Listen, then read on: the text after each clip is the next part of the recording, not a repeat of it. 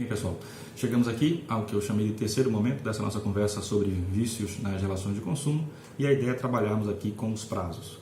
A pergunta de partida é: tive um problema com um produto, o produto está viciado, há uma anomalia nesse produto. Que prazo tenho eu para reclamar? Quando começa a contar esse prazo? Quando ele termina? Existe alguma situação que faz com que esse prazo pare de correr? Essas são as nossas premissas da nossa conversa.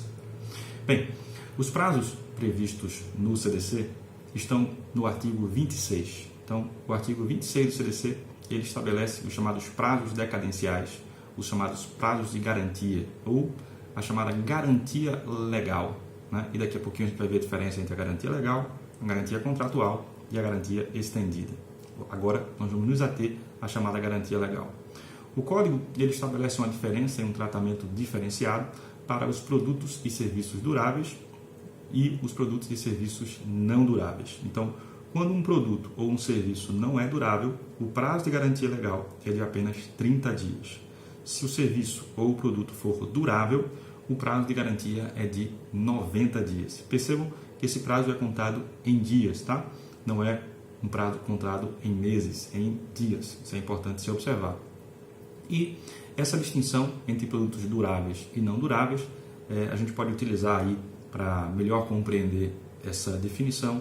A gente pode utilizar os artigos 85 e 86 do Código Civil, que trata dos bens fungíveis e infungíveis. Nos ajuda nessa definição e nessa caracterização. Bem, um produto ele é durável quando o seu consumo, o produto ele simplesmente não deixa de existir, né? Se a gente tem um produto em que, ao dele nos utilizarmos, ele vai deixando de existir, a gente está diante de um produto que não é durável. Então, a gente teria gêneros alimentícios, né, perfumes, etc. Seriam produtos em que, ao utilizá-los, eles vão sumindo, digamos assim, né? Eles são fungíveis e consumíveis, via de regra. E a gente teria como produtos duráveis aqueles produtos em que, durante a sua utilização, eles não se esvaem, eles não perecem. Então, a gente teria aí uma camisa, um equipamento eletrônico, tá? Um veículo, uma bicicleta, etc., que durante o seu uso ele não deixa de existir, simplesmente porque está sendo utilizado. Então, o código, recapitulando, estabelece a diferença dos prazos para produtos duráveis e não duráveis. Tá? E esse produto durável ou serviço durável tem um prazo de garantia legal de 90 dias, e para os não duráveis, prazo de garantia legal, produtos ou serviços, de apenas 30 dias. É importante agora a gente destacar o prazo. Quando é que começa a contar esse prazo? Bem, sendo um produto, ele começa a contar quando o contrato ele é firmado ou quando o consumidor recebe efetivamente esse produto. Como a gente hoje se utiliza bastante da internet, você comprou pela internet um produto, ele não começa a contar da data da compra, e sim do efetivo recebimento do produto ou do serviço. Daí a importância de, no ato do recebimento, assinar o documento com a data correta do recebimento do produto, para que esse prazo seja contado adequadamente, certo? E no caso do serviço, o serviço ele pode ser prestado, imaginemos aí uma obra que demora, você contrata um pintor ou um pedreiro, e ele vai desenvolver aquela atividade por um dia, 2, 3, uma semana. Quando é que começa a contar? Quando o serviço ele termina. Então, no caso dos serviços, eles são contados quando terminam, tá? Então, prestado o serviço, quando o serviço é finalizado, inicia a contagem do prazo de garantia, tá? Então, essa é a primeira abordagem que eu queria trazer para vocês, tá certo? Outra discussão de extrema relevância é a distinção que o Código estabelece entre os vícios de fácil constatação e vícios de difícil constatação, ou vícios aparentes e vícios ocultos.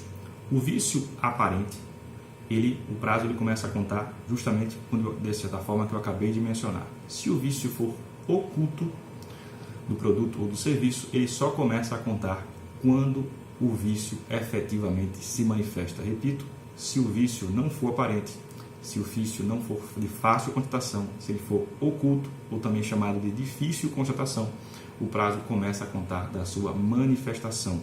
Tá? E tem como critério final o chamado critério da vida útil do bem. Ok?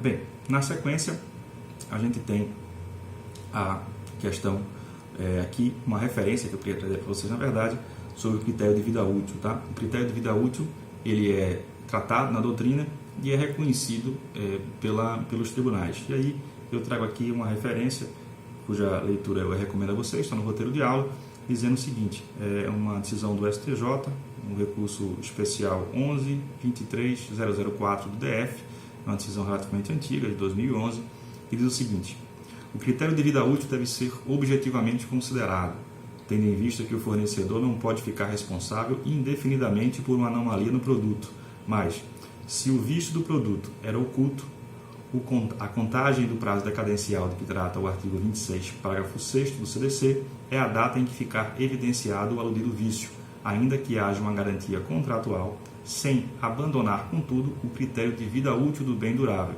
a fim de que o fornecedor não fique responsável por solucionar o vício eternamente.